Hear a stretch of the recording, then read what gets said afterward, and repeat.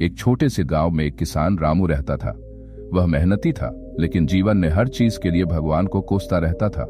उसकी फसल खराब हो जाती तो वह कहता, भगवान ने मुझे कभी सुख दिया ही नहीं। अगर कोई बीमार पड़ता तो वह कहता, ये दुनिया दुखों से भरी है।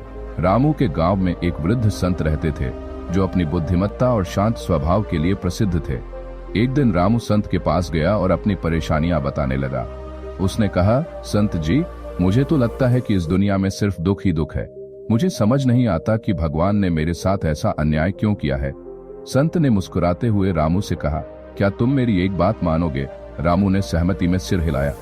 संत ने उसे एक कटोरा दिया जिसमें तेल भरा हुआ था और कहा, इस कटोरे को लेकर पूरे गांव का चक्कर लगाओ, लेकिन ध्यान रहे एक भी बूंद तेल जमीन पर नहीं गिरे। अगर तुम ऐसा कर सको तो मैं तुम्हें तुम्हारी समस्या का समाधान बताऊंगा। रामू ने बड़ी सावधानी से कटोरा पकड़ा और पूरे गांव का चक्कर लगाया। वह पूरी तरह सतर्क था कि तेल की एक भी बूंद न गिरे। जब वह वापस संत के पास पहुंचा तो कटोरे का तेल वैसा ही था। संत ने उससे पूछा, तुमने गांव का चक्कर लगाया, लेकिन यह बताओ, क्या तुमने रास्ते में कुछ देखा? रामू ने जवाब दिया, नहीं, मेरा पूरा ध्यान तो कटोरे पर था।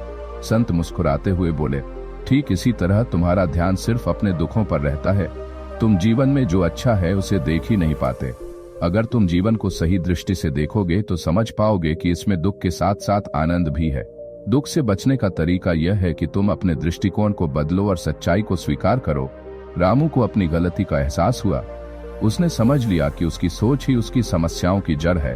उसने संत से कहा, मैं अब से अपने जीवन को सही तरीके से देखूंगा और दूसरों के साथ भी अच्छा व्यवहार करूंगा।